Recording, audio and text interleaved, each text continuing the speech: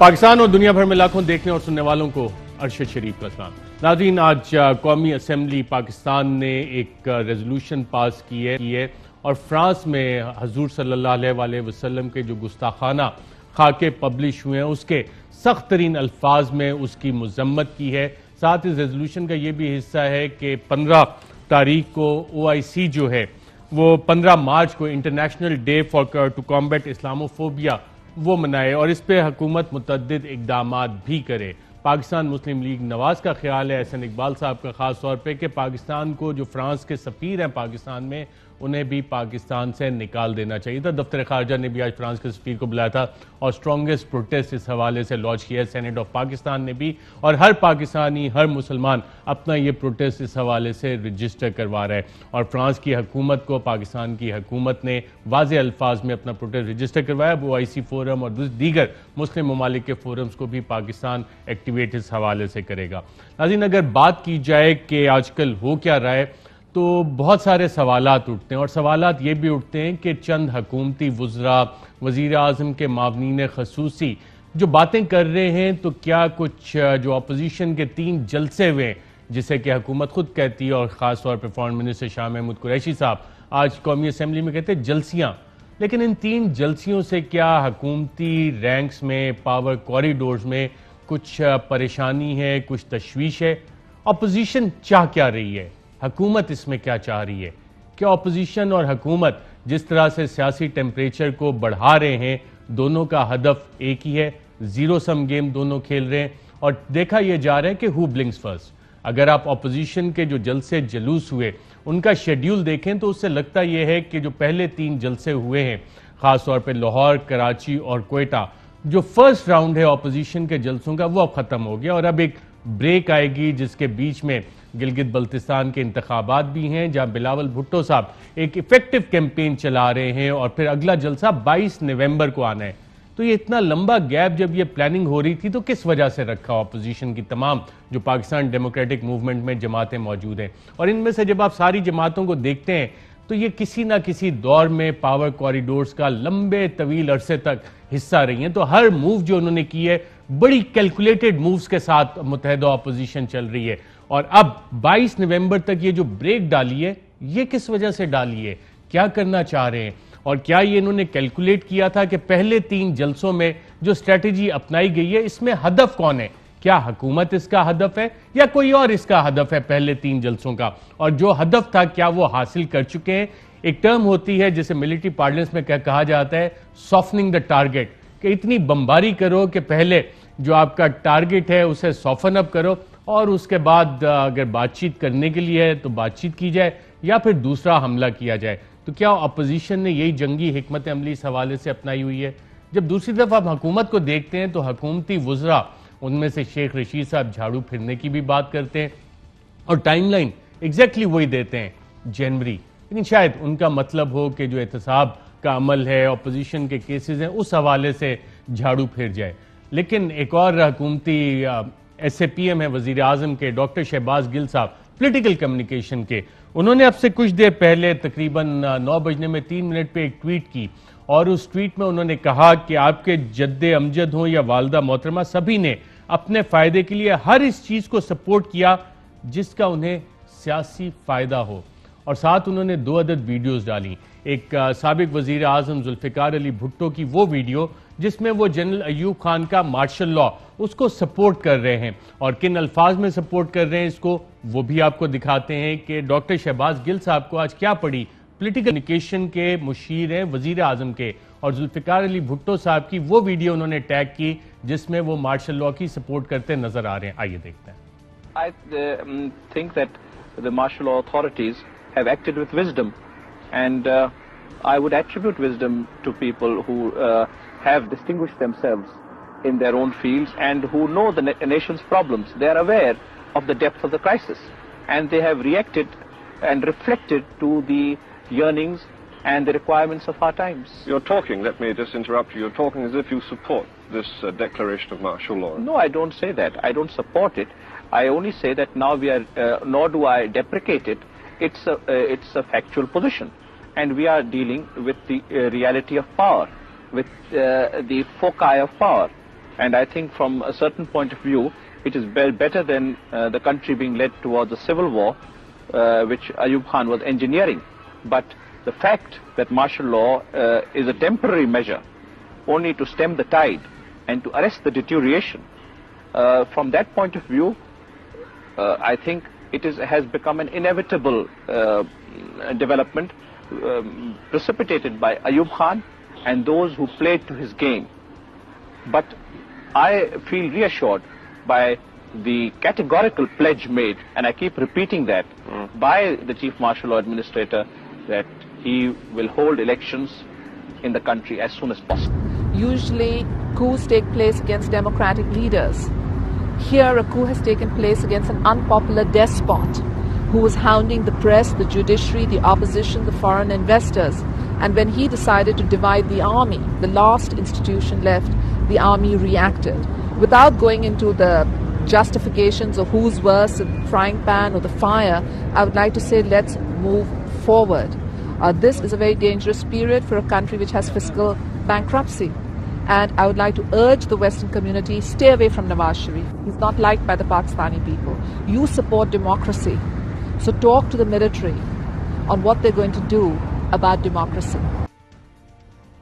जी नाज़रीन, आपने देखा कि जुल्फ़िकार अली भुट्टो साहब वो भी मार्शल लॉ को और विजडम मार्शल लॉ अथॉरिटीज़ को उस दौर में सपोर्ट करते रहे, लेकिन उन्हें एक एहसास था, reality of power, focus of power वो क्या था, और विजडम उसके साथ ही थी।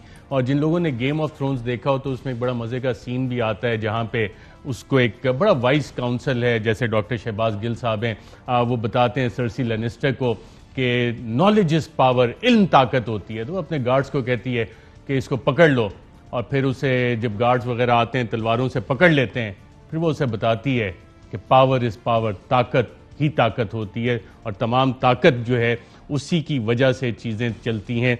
तो ये उसका गेम ऑफ थ्रोन्स में मैसेज था। तो जो जुल्फ़िकार अली भुट्टो साहब बात कर रहे थे वो भी फोकस ऑफ पावर, उसी हवाले से उन्होंने वो जिक्र किया। और फिर मोहतरमा बेनज़ीर भुट्टो साहिबा को आपने सुना, मोहतरमा बेनज़ीर भुट्टो शहीद साहिबा बड़े वाज़ेह अल्फाज में उस कू का जिक्र करी हैं जो जनरल मुशर्रफ ने किया था, और उस हवाले से जो हालात थे division with in the army, आज हुकूमत भी यही कह रही है कि इसी तरह की कार्रवाई अपोजिशन डालने की कोशिश कर रही है। तो अगर इन दोनों चीज़ों को मिला के देखा जाए, और फिर डॉक्टर शहबाज गिल के जो पोलिटिकल कम्युनिकेशन के वज़ीर आज़म के मामले ख़ुसूसी हैं, आज वो ये दोनों वीडियोज़ अगर ट्वीट कर रहे हैं कि इन्होंने हर उस चीज़ को सपोर्ट किया जिसका इन्हें सियासी फ़ायदा हुआ हो, तो सियासी फ़ायदे तो हर मार्शल लॉ दौर में इन तमाम लोगों को हुए जो आज किसी ना किसी सूरत में पीडीएम के फोरम पे खड़े होके जमहूरियत और इस्टेब्लिशमेंट से जो क्वेटा में बात हुई, बातचीत करने के लिए भी तैयार हैं।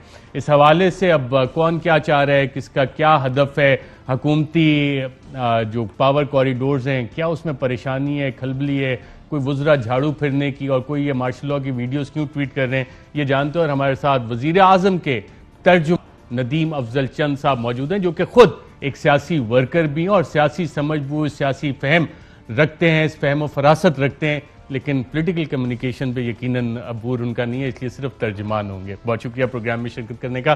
साथ ही हमें ज्वाइन कर रहे हैं राना सनाउल्लाह खान साहब, MNA पाकिस्तान मुस्लिम लीग नवाज के, तवील सियासी कैरियर और एक जिद्दोजहद भी है, और आजकल इस हुकूमत के ज़ेर अताब भी हैं, और इनके बारे में खुद वज़ीर आज़म ने कहा कि क्या छोटी छोटी FIR'ें करके ऐसे ही टाइम ज़ाया किया जाए, बड़े केसेस में पकड़ना चाहिए। और वो हवाला दे रहे थे गुजरांवाला में जो राना सनाउल्लाह खान साहब के खिलाफ एक FIR हुई है। तो वज़ीर आज़म की सोच तो इस हवाले से, या पता नहीं कौन ये कार्रवाइयाँ डालता है FIRs करवाने की, और ऐसी भद्दी छोटी छोटी किस्म की FIR हैं जिसका कि नतीजा भी कोई नहीं निकलना। ये कौन से खिलाड़ी हैं जिसको कि वज़ीर आज़म ने खुद करार दिया कॉमेडी। नाज़रीन, ये मेरे पास काफ़ी सारी किताबें इस वक्त पढ़ी हैं जिनको कहा जाता है कि ये ऑडिटर जनरल ऑफ पाकिस्तान की रिपोर्ट्स हैं, और audit report on the accounts of the federal government, वफाकी हुकूमत की 2019 और 20 के साल की। सर 2019-20 का साल तो इस मौजूदा हुकूमत का होगा ना? हाँ बिल्कुल। मैं आपसे इसलिए पूछ रहा हूं कि आप एक साबिक चेयरमैन पब्लिक अकाउंट्स कमेटी हैं, और उन अच्छे दिनों में आप जब चेयर करते थे हम रिपोर्ट किया करते थे, और मैंने देखा है कि इन्हीं रिपोर्ट्स की ऑडिटर जनरल की जब PSC में एक तो फाइनेंशियल इरेगुलरिटीज होती है नाज़रीन, जो कि डिपार्टमेंटल इलेक्शन कमेटी और उसमें जाके सेटल हो जाती है, लेकिन चंद अल्फाज ऐसे होते हैं इन रिपोर्ट्स में जब वो आ जाएं तो उसमें अक्सर PSC के मेंबरान वो केसेस रेफर कर देते हैं और उसमें से कुछ करप्शन के मुकदमात बनते हैं। और इस हुकूमत के अगर 2019-20 जो साबिक चेयरमैन पीएसी नदीम अफजल चंद साहब हमें बता रहे हैं कि इसी दौरे हुकूमत के हैं, तो इसमें 56 ऐसे केसेस 2019-20 के ऑडिट में ऑडिटर जनरल ऑफ पाकिस्तान ने आइडेंटिफाई किए हैं जिसमें अल्फाज इस्तेमाल हुए हैं misappropriation and embezzlement of public money and fictitious payments amounting to ₹12561.115 million. जी आप ये पैराग्राफ स्क्रीन पे भी देख रहे हैं। बतौर साबिक चेयरमैन पीएससी जब ये 3 अल्फाज इस्तेमाल हो, misappropriation, embezzlement, fictitious payments amounting to ₹12561 million, इसका क्या मतलब है सर? देखिए जी, जो प्रिंसिपल अकाउंटिंग ऑफिसर होते हैं उनकी जिम्मेदारी तो होती है कि ऐसे ऑडिट पैरा रेज ही ना हो, ये वर्डिंग ना आए, लेकिन आप इसके ऊपर फाइनल उस वक्त तक डिसीजन नहीं ले सकते जब तक पब्लिक अकाउंट्स कमेटी इनको देख न ले। जब पब्लिक अकाउंट्स कमेटी इनको देख लेगी उसके ऊपर वो तो सारी सही हो गई। ये वर्ड्स नोट करें, बाकी तो आप financial irregularities, department election committee हो गया, ऐसे अल्फाज पे आपने नैब केसेस खुद रेफर किए हुए। ऑडिटर जनरल ऑफिस इंडिपेंडेंट है, बिल्कुल, हमने तो कई case miss appropriation, embezzlement, fictitious payments का मतलब क्या होता है? देख, इसके बावजूद हम उनको सुनते थे, प्रिंसिपल अकाउंटिंग ऑफिसर को इन वर्ड्स के बावजूद उनको सुना जाता था, उसके बाद फिर रेफर किया जाता था। एवं हवा में सिर्फ इस अंग्रेजी की बुनियाद पे हम रेफर नहीं करते थे और ना करना चाहिए। बिल्कुल, मैं समझता हूँ पब्लिक अकाउंट्स कमेटी के सामने जानी चाहिए चीजें। वो तो हो गया, और जब सामने जाए तो बीएससी फैसला करे, वो तो हो गया। ये सारी की सारी उधर जाती हैं, बात सही है, फाइनेंशियल इरेगुलरिटी सेटल हो प्रॉब्लम बहुत सारे सेटल। लेकिन राना सनाउल्लाह साहब, आपसे भी जानना चाहूंगा कि जब ये 3 अल्फाज इन रिपोर्ट्स में आते हैं, बाकी फाइनेंशियल इरेगुलरिटी चंद साहब बिल्कुल सही कह रहे हैं, पब्लिक अकाउंट कमेटी सेटल करती है, लेकिन 2019-20 पाकिस्तान तहरीक इंसाफ की हुकूमत misappropriation, embezzlement of public money and fictitious payments amounting to ₹12561 million, इसका क्या मतलब है? देखिए, मैं भी जो है वो पब्लिक अकाउंट्स कमेटी का जो है वो हिस्सा रहा हूँ पंजाब में। ये दरअसल अपोजिशन के लिए एक बड़ा अच्छा पॉइंट होता है कि इसके ऊपर जो है वो गवर्नमेंट को जो है वो पूरी तरह से जो है वो जवाबदेह ठहराया जाए। लेकिन होता ये है कि इन अल्फाज के इस्तेमाल के बावजूद भी ऐसे केसेस भी जो हैं वो तकरीबन कोई 80-85% जो है वो पब्लिक अकाउंट्स कमेटी में ही सेटल हो जाते हैं, और कोई 10-15% केसेस ऐसे होते हैं कि जिनमें वाकई एम्बेजलमेंट या मिस अप्रोप्रिएशन जो है वो फिर साबित होती है, लेकिन वो भी फिर आगे जाके उसकी इंक्वायरी इन्वेस्टिगेशन होती है। क्योंकि जो ये ऑडिट पैराज आते हैं पब्लिक अकाउंट्स कमेटी के पास, ये किसी इन्वेस्टिगेशन या किसी बाज़ाब्ता इंक्वायरी का नतीजा नहीं होते, बल्कि ऑडिटर जनरल ने जो कि उनका एक मखसूस तरीक़ाकार होता है मामलात को देखने का, उसमें देखते हुए जहां वो ये महसूस करते हैं तो ये इन अल्फाज का भी जो है वो इस्तेमाल कर लेते हैं। तो इसलिए ये नदीम अफजल चंद साहब ने दुरुस्त कहा है कि जब तक पब्लिक अकाउंट्स कमेटी इसके ऊपर इसकी तस्दीक या तनसीख ना कर दे तो इसके ऊपर कोई हतमी राय जो है वो एक अपने सियासी बयानी के लिए तो कायम की जा सकती है, लेकिन इन रियलिटी जो है उसकी वो सूरत हाल नहीं है। इन रियलिटी चलिए हम पब्लिक अकाउंट्स कमेटी का फिर इंतजार करते हैं कि ये फाइनल कब इस पे फाइंडिंग्स आती हैं। एक शेख रशीद साहब वफाकी वजीर बड़ी प्रिडिक्शंस कर रहे हैं और टाइमलाइन वो जो दे रहे हैं नाज़रीन बिल्कुल अपोजिशन के साथ मिलती जुलती, जनवरी से फरवरी, और झाड़ू फिरने की बात करें, क्या वो अपोजिशन पे झाड़ू फिरने की बात कर रहे हैं? आइए देखते हैं। आपने दिसंबर और जनवरी की डेट दी है, मैंने भी डेट दी है कि 31 दिसंबर से लेकर 20 फरवरी तक झाड़ू फिर जाएगा इससे पहले। और वो लोग जो अपने आप को बहुत टार्जन बने फिर रहे हैं या अपने आप को बड़ा पहलवान समझ रहे हैं, टार्जन की पकड़ में होंगे। जी नाज़रीन, टार्जन की पकड़ में होंगे। साथ ऑपोजिशन में ख्वाजा आसिफ साहब ने आज पार्लियामेंट में कहा कि जनाब कोई वक्त मुकम्मल हो गया। क्या उन्होंने, आइए देखते हैं। जो एटीट्यूड जो है हुकूमत का तो हमारे साथ है ही, हम अल्लाह के फजल से उसको बर्दाश्त कर रहे हैं और ज्यादा देर नहीं है। ये हमारी बर्दाश्त भी जो है ना उसके लिए कुछ ज्यादा देर नहीं है, बातें खत्म होने वाली हैं, किस्सा जो है लपेटा जा रहा है। लेकिन जनाब इस डिप्टी स्पीकर, हम इस कुर्सी से ये एक्सपेक्ट करते हैं कि वो इस तरह नंगा होकर इनकी हिमायत ना करें। जी नाज़रीन, किस्सा लपेटा जा रहा है। नदीम अफजल चंद साहब, कोई पैनिक है क्या हुकूमती रैंक में? पॉलिटिकल कम्युनिकेशन का इससे पीएम मार्शल लॉ की फेवर वाली ट्वीट्स कर रहे हैं, वीडियोस उस तरह की जो जस्टिफाई करते हैं। शेख रशीद साहब कह रहे हैं झाड़ू फिरने वाला है, ख्वाजा साहब कह रहे हैं टाइम इज अप। परेशान है। देखें, पैनिक तो नहीं है, एक हाइप क्रिएट की हुई है दोनों तरफ से, जो मीडिया पे आने वाले लोग हैं ये देखते हैं, और मेरे ख्याल में पैनिक नहीं है। हमें चीज़ें रिफॉर्म्स की तरफ लेके जाना पड़ेगा। अवाम इन चीज़ों को कोई अच्छी साइन नहीं देख रहे। ये जो हमारे वक्त गाली गलोच, अवाम के इशूज़ और हैं, अवाम के इशूज़ हैं। अवाम चाहते हैं इदारे मजबूत हो, इंस्टीट्यूशनल रिफॉर्म्स हो, अवाम चाहते हैं महंगाई कंट्रोल हो, अवाम चाहते हैं बेरोज़गारी का खात्मा हो। अवाम अपोजिशन पे भी, हुकूमत पे ये तवक्को रखते हैं। और मेरे ख्याल में इस वक्त ये जो एवं एक लहर चल पड़ी है इदारों को घसीटने वाली, तो मेरे ख्याल में हमें रिफॉर्म्स की तरफ पार्लियामेंट बेहतरीन फोरम है। अपोजिशन खुद कहती रही है, अपोजिशन ने चार्टर ऑफ डेमोक्रेसी साइन किया है। उसी चार्टर ऑफ डेमोक्रेसी पे आज भी अगर ये खुद ही अमल शुरू कर दें, रहने के पीटीआई नहीं आती, नून लीग और पीपल पार्टी खुद ही अमल शुरू कर दें, तो मेरे ख्याल में ये खुद इस वक्त चार्टर ऑफ डेमोक्रेसी की वायलेशन हो रही है। चार्टर ऑफ डेमोक्रेसी का मिथ जो मुझे समझ आई है, जो मैंने पढ़ा है, कि उसमें रिफॉर्म्स चाहिए, उसमें जुडिशल रिफॉर्म्स चाहिए, इलेक्शन कमीशन मजबूत चाहिए, अकाउंटेबिलिटी का कानून बड़ा मजबूत चाहिए, जिसमें क्रॉस द बोर्ड सिर्फ पॉलिटिकल क्लास नहीं तमाम इदारे शामिल हों उसमें। ये चार्टर ऑफ डेमोक्रेसी है। इन चीज़ों पे आप जाएं, आगे चलें। दुनिया कहाँ पे जा रही है? हम उसी तरह पे आप पुराने अगर हम चीज़ें निकाल लेंगे तो इस में तो हर लीडरशिप, हर पार्टी के लोग आते हैं इसमें। कोई अयूब से शुरू होता है, कोई ज़ियाउल हक, को मुशर्रफ, तो मेरे ख्याल में मेजॉरिटी सियासी लोग आ जाते हैं उस लपेट में। जी राना, और जब मेजॉरिटी सियासी लपेट आते हैं तो मेरे ख्याल में अब हमें अगर आगे भी हम कौम से भी माफ़ी मांग लें, अपने आप को भी सीधा कर लें, तो चीज़ें काफ़ी बेहतर हो सकती हैं। अदरवाइज लड़ाई में झाड़ू फिरेगा या नहीं फिरेगा, अलबत्ता पॉलिटिकल क्लास डिस्क्रेडिट ज़रूर हो रही है।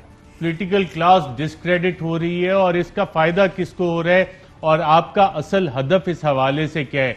एक तरफ आप सवालात भी उठा रहे हैं, दूसरी तरफ बातचीत करने की भी बात करते हैं, डिस्पाइट के पीडीएम ने जो पहली रेजोल्यूशन पास की थी उस हवाले से। और अगर आप कहते हैं तो मैं आपको 2-3 मिसालें उसकी दे देता हूं कि साबिक वजीर आजम शाहिद खाकान अब्बासी साहब जिस डायलॉग की बात कर रहे थे एक आसमा शिराजी के एक प्रोग्राम में, वो क्या था, वो जरा सुन लेते हैं कि शाहिद खान अब्बासी साहब ने इस हवाले से क्या कहा। आइए देखते हैं।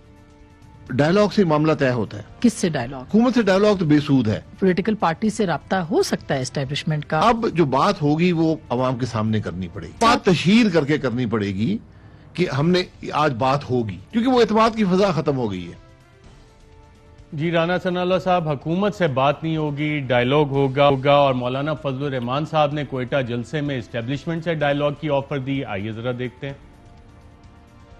आज भी हुई एस्टेब्लिशमेंट जाली हुकूमत की पुष्पनाही से दस्तबरदार हो जाए, आज भी कौम के सामने माजरत कर ले कि हमने इलेक्शन में गलत किया था, हमने कौम का मैंडेट तबाह किया था, हम आज भी उनको अपनी आंखों में बिठाने के लिए तैयार हैं।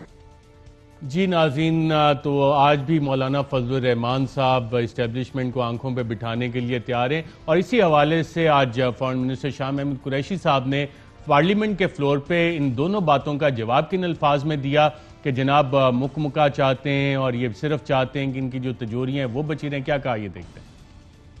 आपका ख्याल है कि 3 जलसियों से हम मरूब हो जाएंगे? नहीं होंगे। कर लो जो जलसे करने हैं, जलसे करने हमें भी आते हैं, जबान दराजी हम भी कर सकते हैं।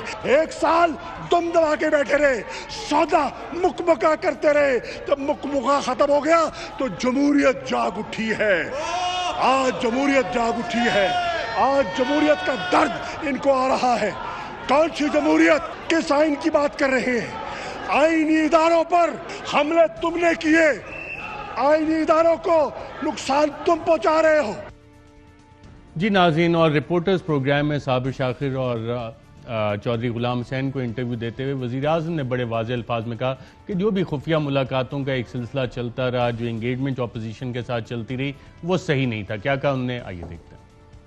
ये भी हमने बड़ी गलती की। मुझे हालांकि जनरल बाजवा कहते थे कि ये मिल रहे हैं, फलाना मिलने आ रहा है, मैं इनसे कॉन्वर्सेशन, मैं आज समझता हूं कि बिल्कुल गलती की, इनको मिलना ही नहीं चाहिए था। क्या फ़ायदा हुआ मिलके? आज ये जो गालियां निकाल रहे हैं, जो ये ज़बान इस्तेमाल कर रहे हैं फ़ौज के ख़िलाफ़, तो दुश्मन भी नहीं ऐसी ज़बान करते, तो क्या फ़ायदा हुआ? वो जो भी मिल रहे थे वो चाह क्या रहे थे? NRO चाह रहे थे कि जो हमारी चोरी माफ़ कर दें। तो जब या तो फैसला कर लें कि आपने इनकी चोरी माफ़ करनी है, मैं तो ये कह रहा हूँ कि मेरी कब्र भी खोद देना, तो मैं तब भी, जब तक मैं जिंदा हूँ, मैं कभी इनको माफ़ नहीं कर सकता। ये सर आपकी नॉलेज में था सारा कुछ, ये मुलाकातें कर रहे थे? जी, मुझे बताया, जनरल बाजवा मुझे बताते रहते थे। हमने जब देना ही नहीं था इनको NRO, तो इनसे मुज़ाकरत किस चीज़ की हम कर रहे थे? जी राना सनाउल्लाह साहब, अब ये सारी चीज़ें आपने सुन भी ली खुद के दोनों साइड से इस हवाले को परसीव कैसे किया जा रहा है, तो आपकी अब भी कोशिश जारी है कि इस्टेब्लिशमेंट से बातचीत हो, नेगोशिएशंस हो, डायलॉग हो और इस्टेब्लिशमेंट इस हुकूमत को घर भेजे? नहीं, देखें, जो मौलाना फजलुर रहमान साहब ने बात की है, वो बात उन्होंने एक जो है वो यानी पस मंज़र में एक कॉन्टेस्ट में उन्होंने बात की है। इसी तरह से उससे पहले जो शाहिद खाकान अब्बासी साहब ने बात की है। देखिए, हुआ ये है कि एक तो यानी एक इलेक्शन को रिग किया गया, उस इलेक्शन को रिग करने के लिए मियां नवाज शरीफ को जो है वो एक बाकायदा एक ट्रैप में लाया गया। उसमें बाबा रहमते साहब का भी कमाल था, फिर उसके बाद JIT बनी, फिर उसके बाद जो है वो रेफरेंसेस दायर हुए, एक पूरा एक फसाड जो है वो क्रिएट किया गया और 2018 के इलेक्शन को मैनेज करके जो है वो एक ऐसी सियासी कुव्वत को जो अक़लियत में थी, जिसका कोई जो है वो आवाम में उस तरह का जो है वो रेफरेंस नहीं था, उसको जो है वो लाया गया और उसके लिए कई पापड़ बेले गए। कहीं जो है वो जनूबी पंजाब के सूबे का जो है वो डोल डाला गया, फिर वहाँ पे एक जनूबी पंजाब महाज बनाया गया, फिर उस महाज को देखा कि ये महाज तो फिर भी मुस्लिम लीग नून जीत जाएगी। जब एक महाज का कैंडिडेट होगा, एक PTI का कैंडिडेट होगा, तो मुस्लिम लीग नून जीत जाएगी। फिर उस महाज को तोड़ के उनको लाया गया यहाँ पे, फिर उनको पटे पहनाए गए। यानी इस तरह से एक जाली जो है वो इलेक्शन और एक रिग्ड इलेक्शन के नतीजे में जो है वो गवर्नमेंट बनाई गई। उस गवर्नमेंट को बनाने के बाद इसके बावजूद अपोजिशन ने कहा कि जी आएँ, हम इसके बावजूद जो है इस मुल्क की बेहतरी के लिए जो है वो हम आपके साथ बैठने को तैयार हैं। आगे से गालियाँ, आगे से जनाब चोर, डाकू, गालियाँ। आगे से कहा गया कि जनाब कदम बढ़ाएं, हम तुम्हारे साथ, हम आपके साथ हैं, इमरान खान साहब कदम बढ़ाएं। उन्होंने कहा कि नहीं जी, ये NRO चाहते हैं, इनकी ऐसी तैसी, मैं तो ये नहीं करूँगा, मैं तो वो नहीं करूँगा। अपोजिशन लीडर ने कहा कि जनाब आए, बैठें, मुल्क की इकॉनमी की वो एक चार्टर ऑफ इकॉनमी करें। आगे से गालियाँ, रेफरेंस, गिरफ्तारियाँ, झूठे मुकदमे, जिसके खिलाफ कुछ नहीं मिला उसके ऊपर 15 किलो हेरोइन का मुकदमा डाल दिया। तो ये सारा कुछ जो है, जब ये यकतरफा तौर पे होता रहा, 2 साल तक अपोजिशन ने और दूसरी जमातों ने जो है वो ये देखा कि ये लोग बिल्कुल जो है ना इनके समझ में बात आई है, ना ये किसी सीधे रास्ते पे आने वाले हैं। इनका एक ही जो है वो इनके ज़हन में जो है वो ये समाया हुआ कि मैं छोड़ूंगा नहीं, मैं छोड़ूंगा नहीं। हालांकि इंसान जो है वो अगर फिरौन बनता है या ये सारी बातें होगी राना सनाउल्लाह साहब, मेरा बुनियादी सवाल ये फिर सारी वहीं का वहीं खड़ा है, ये अल्लाह ताला को सजावार हैं, इंसान में इतनी ताकत नहीं है। हो गया मेरा तो फिर उसके बाद फिर अब अपोजिशन ने ये तहैया कर लिया है कि अगर फिर ऐसे है तो फिर ठीक है, फिर हम भी खड़े हैं। अब ये कब्र खोदें, ये कब्र में या खुद लेटेंगे या हमें लटाएंगे, फिर ठीक है, जो भी होगा। और डाय तख्त या तख्ता वाली सिचुएशन आप कह रहे हैं दोनों जमातों के लिए। ये झाड़ू फेरे, आप देखेंगे कि झाड़ू इनको फिरता है, हमें फिरता है या सबको फिरता है। लेकिन एक मैं बात बता दूं कि ये यानी कि कब्र एक है, लाशें दो है, जाना किसने अब ये डिसाइड होना है। नहीं, कब्रें भी जितने लोग हैं सबकी कब्रें हैं, सब कब्र में ही जाएंगे। ये कोई ये समझता है ना कि मैं दूसरे को कब्र में डाल के इंटरेस्टिंग मैं अब अगर आप इजाजत दें नदीम अफजल चंद साहब, ऐसे नहीं होगा। बिल्कुल ठीक है, आपने राना सनाउल्लाह साहब के भी अल्फाज सुनिए, बड़े वाजे हैं, बड़ी क्लैरिटी है, और जितने बयानात हैं इस तनाजुर में आप क्या देख रहे हैं, अब चीजें जा किधर रही हैं, और राना साहब जो बात कह रहे हैं हुकूमत को भी इस चीज का इदराक है और हुकूमत भी उसी मिशन पे तख्त और तख्ते वाली जो राना साहब कह रहे हैं। देखिए मौलाना साहब ने जो फरमाया है कि हम इस्टेब्लिशमेंट हट जाए, मौलाना साहब बड़े जीरक सियासतदान हैं, सीनियर हैं, अगर वो ये कह देते, 3 जलसों में सॉफन अप किया टारगेट, अगर वो ये कह देते कि हम 85 चलो ले ले, 85 से शुरू हो जाते कि जो इलेक्शन भी हुए हैं उस दौर की इस्टेब्लिशमेंट से जिसने भी फायदा उठाया है, साथ वो बता देते, साथ माफी भी मांगते, वो पार्टी माफी मांगे जिसने 85, 88, 1993, 97, 2002, 8, 13 तक जिस पार्टी ने फायदा उठाया है एस्टैब्लिशमेंट से या अदालतों से या मीडिया से या किसी भी इदारे से, या फंडिंग कहाँ से ली है, अफगानिस्तान से ली है, दुनिया के किस ममालिक से ली है, उसामा बिन लादेन, वो सारी अगर ऐलान हो जाता ना तो यकीन जानिए मेरे जैसा पॉलिटिकल वर्कर भी कहता यार चलो मामलात उन्होंने पिछली माफ़ी मांग ली है, आगे अल्लाह करे बेहतर हो जाए, फिर तो होता है कि डेमोक्रेसी की तरफ इनकी तहरीक है। अभी वो जो डायलॉग अभी मियाँ साहब का मौलाना की जलसे में मियाँ शहबाज शरीफ साहब का CV पेश करना जो धरने का जलसा था, याद है आपको, उसके बाद अब जाके डायलॉग की बात, अच्छी बात है, डायलॉग एस्टेब्लिशमेंट से डायलॉग, हुकूमत से डायलॉग नहीं हो रहा, हुकूमत से भी करने पड़ेंगे डायलॉग, और हुकूमत को अपोजिशन से करने चाहिए डायलॉग पे। मैं तो बिलीव रखता हूँ, मैं तो कहता हूँ बिल्कुल डायलॉग, एस्टेब्लिशमेंट डायलॉग करे, हुकूमत नहीं करे, सियासतदानों को डायलॉग करने चाहिए, सियासतदानों को डायलॉग करने चाहिए। अगर जो कहता है कि हम एस्टेब्लिशमेंट से डायलॉग करेंगे, फिर वो एस्टेब्लिशमेंट को खुद ही दावत देता है, खुद ही गाली देता है, ये दो चीजें फिर मुख्तलिफ हैं।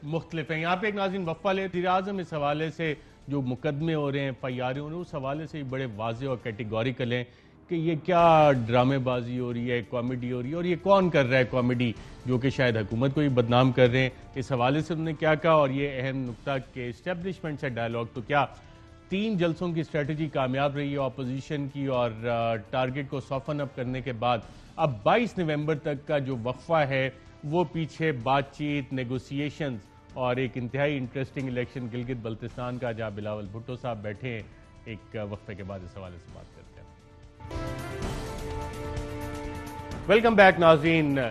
जो मुत्तहदा अपोजिशन है PDM में और उसके तमाम एक्सपीरियंस खिलाड़ी वो हर मूव कैलकुलेटेड कर रहे हैं, और जो पहला सीक्वेंस चलाया है 3 जलसों का, उसमें जो softening up of the target है, हदफ उनका बड़ा क्लियर था, उसको सॉफ्टन अप किया, और अपने माजी के एक्सपीरियंस से वो ये समझते हैं कि after softening up of the target, जो मौलाना फजलुर रहमान साहब कह रहे हैं कि जी हम इस्टेब्लिशमेंट से बात करने के लिए फिर तैयार हैं इन कंडीशंस पे, तो वो रास्ता मेरा ख्याल क्या खोला गया है 22 नवंबर तक, और इस दौरान देखा जाएगा कि कोई बैकडोर राब्ते होते हैं नहीं होते, तो उसका रिजल्ट क्या है। लेकिन इस चीज़ का शायद इमरान खान साहब को भी इदराक है, क्योंकि वो भी कई सालों से 22 साल की जद्दोजहद में ये सारे उतार चढ़ाव देखते रहे, और कौन सा प्लेयर किस तरह से ये गेम खेलता रहा है, इस गेम का उन्हें भी अंदाजा। और रिपोर्टर्स प्रोग्राम में साबिर शाकिर के सवाल के जवाब में उन्होंने बड़ा वाज़ेह बताया कि अगर ये कोई बैकडोर डील्स करते भी हैं, और चलें मैं उसकी तशरीह नहीं करता, क्या कहा उन्होंने खुद ही देखते हैं।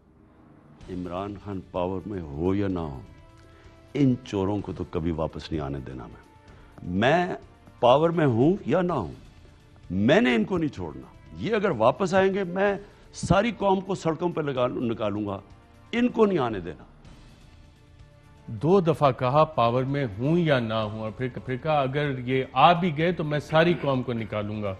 क्या कहने चाह रहे हैं वज़ीर आज़म? कि प्राइम मिनिस्टर का जो बड़ा क्लियर मौक़िफ़ है, कोई इत्तेफाक करे या ना करे अकाउंटेबिलिटी के हवाले से, और उन पे सच्ची बात है कई दफ़ा डिबेट भी हुई है कि डायलॉग, या वो कहते हैं इनके साथ डायलॉग नहीं हो सकते, पॉलिटिकल पार्टीज़ के साथ डायलॉग हो सकते हैं, चंद अफराद की बात वो करते हैं, पॉलिटिकल पार्टीज़ के साथ हो सकते हैं।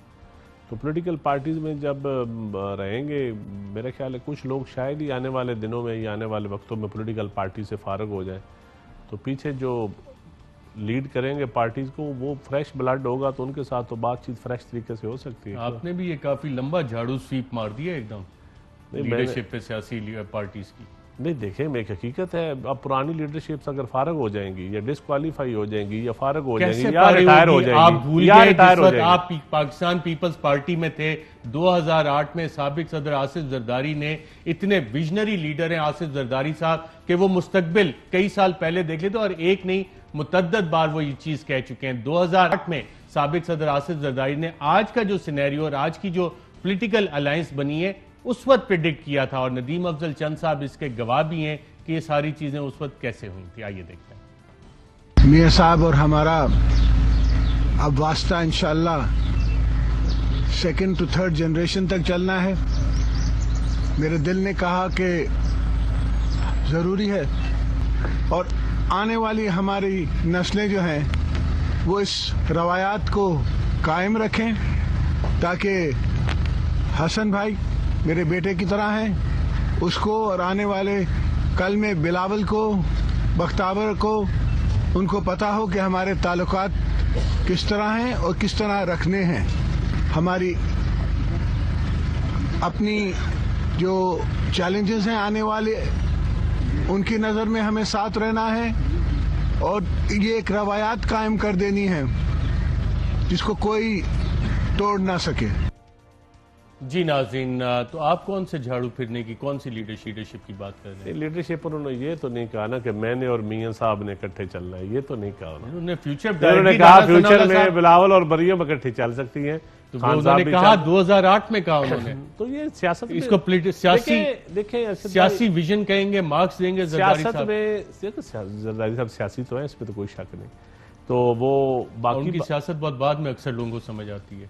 नहीं देखे वो, अच्छा वो तो नून लीग वाले, हुकूमत को पीपल्स पार्टी की सियासत भी समझ नहीं, नून लीग वाले तो कहते थे कि उनकी समझ नहीं आती है। मैं जरदारी नून लीग को पीटीआई तो खैर उससे भी ज्यादा ही नहीं। मेरे ख्याल में इस वक्त बड़ी क्लियर सियासत है, इसमें इतनी कोई मुबहम या इतनी कोई कॉम्प्लिकेटेड नहीं है। राना सनाउल्लाह साहब, बुनियादी सवाल जो इस सेगमेंट का, कि आपकी जो स्ट्रेटेजी है हुकूमत का अपोजिशन जमातों की है, तमाम एक्सपीरियंस पॉलिटिकल प्लेयर्स, उसमें 3 जलसों के बाद एक लंबा आपने पॉज दिया है। 22 नवंबर को अगला जलसा गालिबन पेशावर का है, तो इस दौरान softening up of the target होगी है, हदफ पे आपके निशाने सारे जाके लगे। तो अब जो आपका टारगेट था उसके साथ नेगोशिएशन हो सकती हैं, लेकिन क्या इस चीज का इदराक इमरान खान साहब को है, जो ये 2 दफा उन्होंने इस इंटरव्यू में कहा मैं हुकूमत में हूं या ना हूं, हुकूमत में हूं या ना हूं, यह भी इदराक हो गया कि शायद कुछ हो भी सकता है। तो आप लोग अगर ये बैकडोर नेगोशिएशंस कर रहे हैं, जो पुराने आप लोग खिलाड़ी हैं, इस हवाले से कुछ बताना चाहेंगे कि क्या टारगेट सॉफन अप हुआ है? और दूसरा, इस हवाले से जरदारी साहब की सियासी बसीरत। देखिए, पहली बात तो ये है कि अगर तो आप इस सारी गुफ्तगू को जो है वो इस मफरूजे के ऊपर कर रहे हैं कि इमरान खान साहब ने ये कहा, इमरान खान साहब ने ये कहा, तो ये तो आदमी जो है ये इस किस्म की बेतुकी और बेपर की उड़ाने और इस किस्म के दावे करने का आदी है, और कभी इसने वादा करके बात करके जो है वो कभी दोबारा ध्यान भी नहीं दिया। ये MQM के मतलब क्या कहता था, ये वहाँ पे इंग्लैंड एक दफ़ा गया था, उस वक्त ये क्या कहता था कि मैं क्या कर दूंगा, अगर मैं ये ना करूँगा तो आप मेरा नाम मिटा दें। उसके बाद ये चौधरी परवेज़ इलाही के मतलब, केवली के मतलब ये क्या कहता था। तो मामला ये है कि ये तो वक्त के साथ इसकी तमाम तर गुफ्तगू जो है वो बदल जाती है। तो इसलिए इस बात के ऊपर फ़र्ज़ करके जी वो ये कह रहे हैं तो इसलिए वो ये करेंगे। देखें, उनको ये मालूम है कि इस्टेब्लिशमेंट के अलावा राणा साहब वो नहीं बदल एक जाती। दिन है जी, सब की नहीं बदल जाती, सब की इतनी नहीं बदलती जितनी इनकी बदलती। नहीं घसीटने से लेकर इनका जो है ना, टीचर है, मैं इसलिए जरा आपसे बाद लोगों के बदलने का एक स्केल होता है ना, ये अनस्केल्ड हैं, इनका कोई मालूम ही नहीं है कि ये किस हद तक बदल जाएंगे।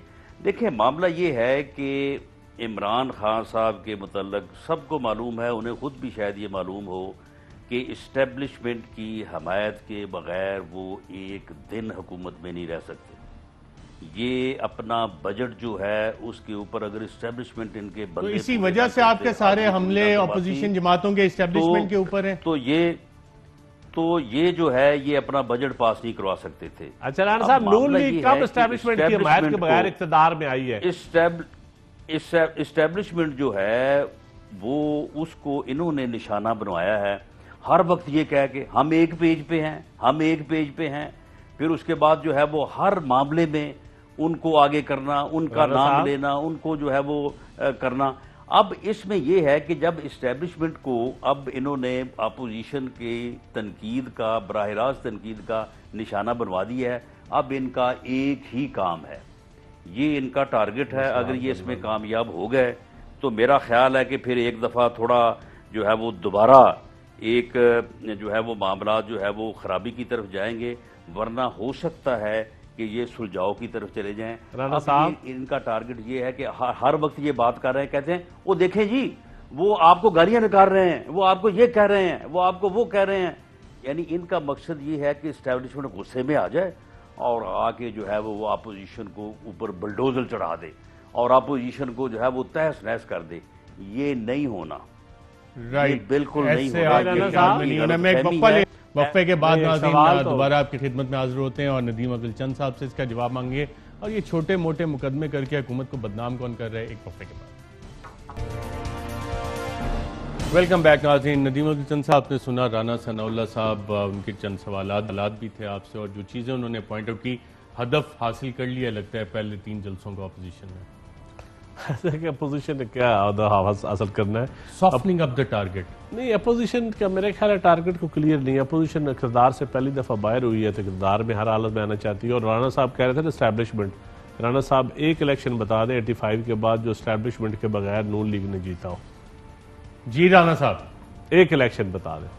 चले नहीं चले, अगर जो नदीम अफजल चंद साहब बात कर रहे हैं तो ये पीडीएम का जो बयानिया है उसमें ये बात शामिल है। तो फिर आप माफी मांगे ना, ने भी ये बात की है ना, सुन ले ना।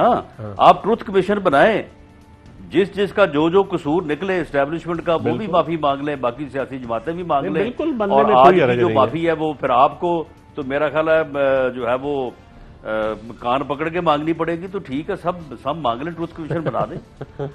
राणा साहब चले, आपको दोनों साइडों से कान पकड़ने पड़ेंगे। पिछले बात माफी तक पहुंच गई और कान पकड़ने। नदीम अफजल चंद साहब, राना सनाउल्लाह साहब दोनों का प्रोग्राम में शिरकत का शुक्रिया। आज के प्रोग्राम में नाज़रीन ने इजाजत दीजिएगा। अल्लाह।